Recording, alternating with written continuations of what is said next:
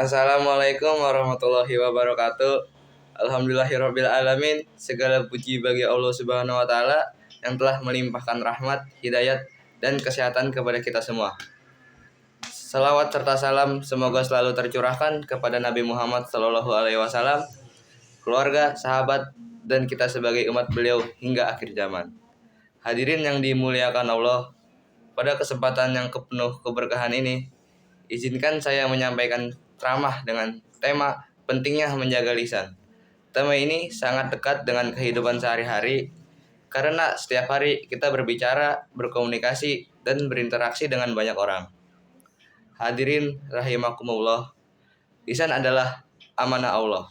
Ia kunci bentuknya, tetapi besar dampaknya. Dalam satu hari, seseorang bisa mengucapkan ratusan bahkan ribuan kata. Sayangnya, kita semua kata itu membawa manfaat.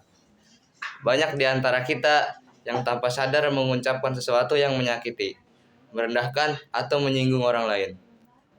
Allah Subhanahu wa taala berfirman dengan Kisah Kahf ayat 18. Tiada suatu ucapan pun yang diucapkannya, melainkan ada di dekatnya malaikat pengawas yang selalu hadir.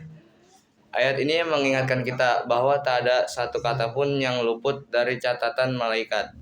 Setiap puji, setiap makian, setiap kebaikan, bahkan setiap keburukan dari lisan kita semuanya dicatat.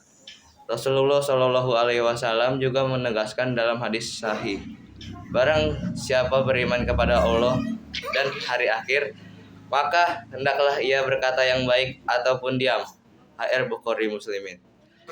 Pesan ini sederhana, namun sangat mendalam. Jika ucapan kita membawa manfaat, maka ucapkanlah. Namun jika tidak, lebih baik diam, karena diam adalah bentuk dari kehati-hatian.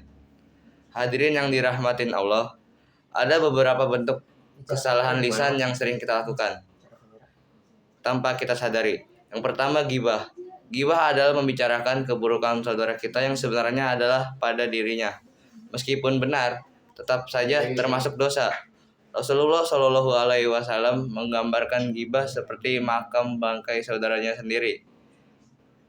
Yang kedua, adu domba. Menyampaikan perkataan seseorang kepada orang lain dengan tujuan menimbulkan pertengkaran. Ini bisa memecah silaturahmi, persahabatan, bahkan keluarga. Yang ketiga, dusta. Sekecil apapun kebohongannya, lama-lama akan merusak kepercayaan. Shallallahu alaihi wasallam menyebutkan bahwa dusta dapat menyeret seorang kepada kejahatannya dan kejahatannya menyeret ke neraka. Yang keempat, mengolok-olok dan merendahkan orang lain. Kadang kita menganggap hanya bercanda, padahal bisa melukai hati saudara kita lebih dari yang kita kira. Yang kelima, ucapan yang menyebarkan kebencian, fitnah, dan hoaks. Di era media sosial, jempol kita adalah lisan kita.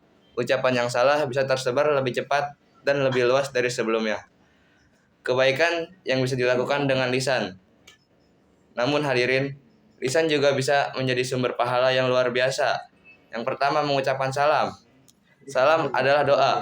Menyebarkan salam berarti menyebarkan kedamaian. Yang kedua, berzikir dan membaca Al-Quran. Dua amalan ringan namun pahalanya sangat besar. Yang ketiga, memberi nasihat. Nasihat yang lembut bisa menjadi jalan hidayah bagi orang lain. Yang keempat, mengajak kepada kebaikan. Setiap kata yang menunjukkan jalan kebaikan akan menjadi amal jariah. Yang kelima, menyampaikan kata-kata yang menenangkan.